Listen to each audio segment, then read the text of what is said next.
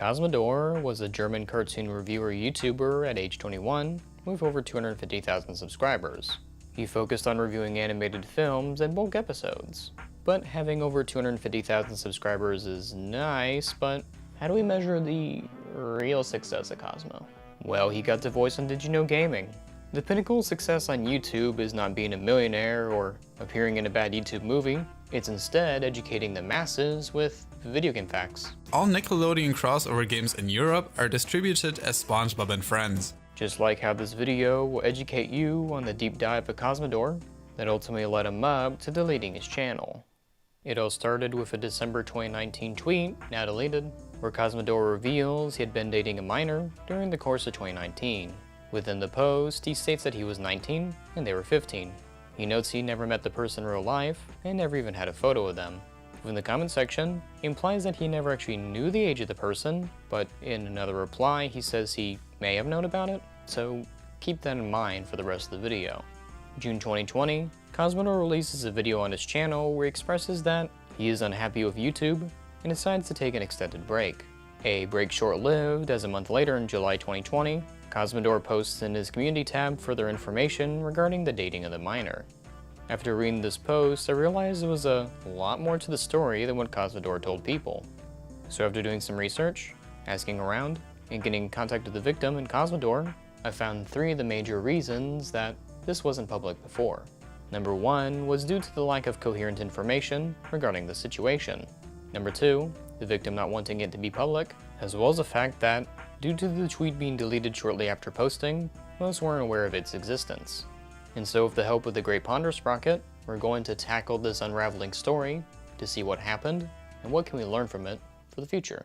The ages are consistent between each of the writings, the tweet and the community post, but it is best to note when they were dated. Between February 2019 and July 2019 was when it happened, with additional info being Cosmo's birthday being sometime in May and usernames being in June. So 19 and 15 became 20 and 16. But at the very least they never met up, right? Technically yes and no, as they had planned to meet each other at MomoCon 2019 with reference in this DM as well as this separate one here. Although they weren't able to meet up, Cosmodore expressed interest in seeing them next year. But what stopped him from flying out to see the minor? Buying a gaming PC. I can't believe this is the first time a video game saved a kid. Side note, interesting that Cosmodore would fly to see a minor without seeing a picture of them first. Sure. On the parents' side, also mentioned in the DM, it wasn't until Username's parents were told about the relationship until any meeting was planned. This is a good time to bring up the app MeWe, something Daft and I didn't know about until gathering research, is that Cosmo tells Username his mother had an 18-year-old boyfriend when she was 14 with a similar situation with a friend. It could be speculated that for Cosmo himself, the relationship that they had seemed normal to him, and so he might not have felt too bad regarding it. Aside from those tidbits and big bits, it's a little disheartening to see the half-truth written within that post, as hiding these small aspects shines a different light on the situation. As so many of those defending him most likely wouldn't agree with what he did if he introduced the fact that he actively tried to see the minor, but also that he grew up in an environment where this was normalized. Noting before his power with his audience, the young Username was swept up with him, and until the breakup never really knew what side effects could happen. You see, with him being a part of the art reviewer community, he has a hidden bigger say than they do. So there's the possibility that in an event he could excommunicate them or even drive business away from them if they intended to keep the same username. With that fear mixed in with a developing brain, you can understand part of Username's dilemma with Cosmodore in regards to speaking up on the situation. Circling back to the Discord DMs, although he was the one that dropped the ball in seeing Username, a ball worth dropping, he still tried to shift the blame to Username, which translates well to the Rule 34 he sent to them. Rule 34 is just porn. It's a fancier phrase to dress up that nasty expired word salad. However, it writes better when confessing. Talking with the victim, Username sent us DMs between them and Cosmo regarding this. When asking for such screenshots, it is important to say that when checking the backlogs, Username noticed Cosmo deleted every single message between them. We were able to line up the dates with the deleted messages to confirm they are the same person. Hopping over to Twitter, their cropping actually did something useful, and so you won't see anything but ill intentions. Yes, the title of this video is unfortunately accurate, as by these screenshots and partial confession, he was actively grooming the kid, going so far as asking this minor their tolerance level.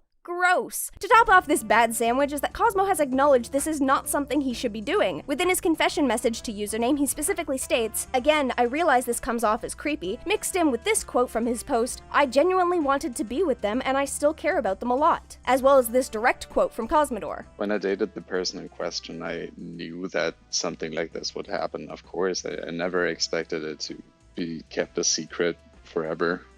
But that didn't matter to me. Being with them was so much more important to me than whatever internet fame could bring me.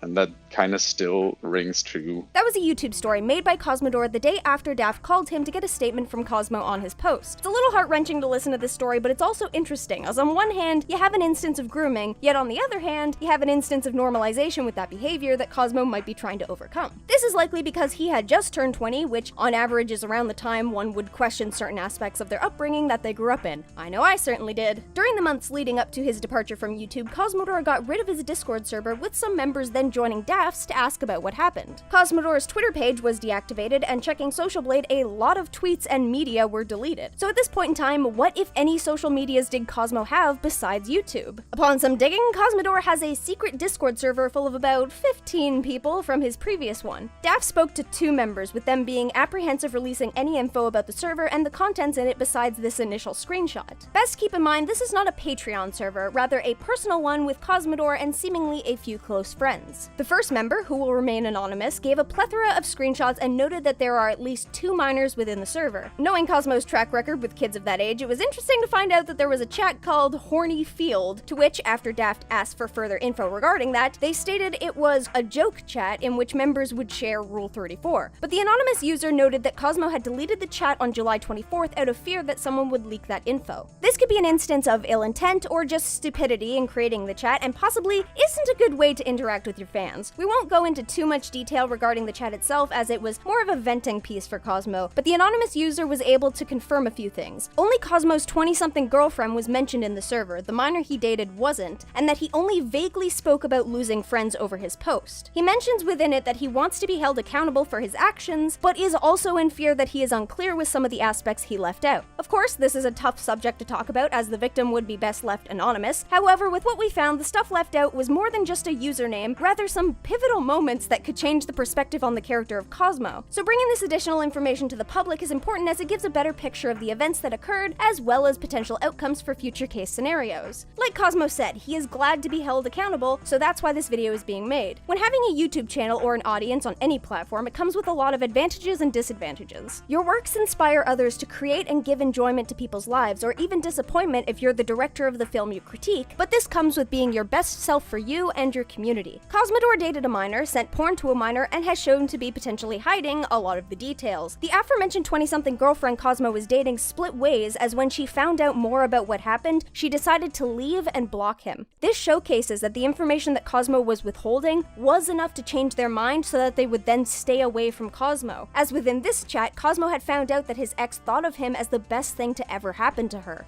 Takes a lot to change that, just saying. Going back to the call between Cosmodore and Daft in July mentioned previously, there was something that felt odd to me. When Daft called him to get a statement, he asked a few questions, one in which seemed to catch Cosmo off guard. I've heard you're commissioning someone for a new avatar. Are you looking to jump accounts? Where did he hear that from?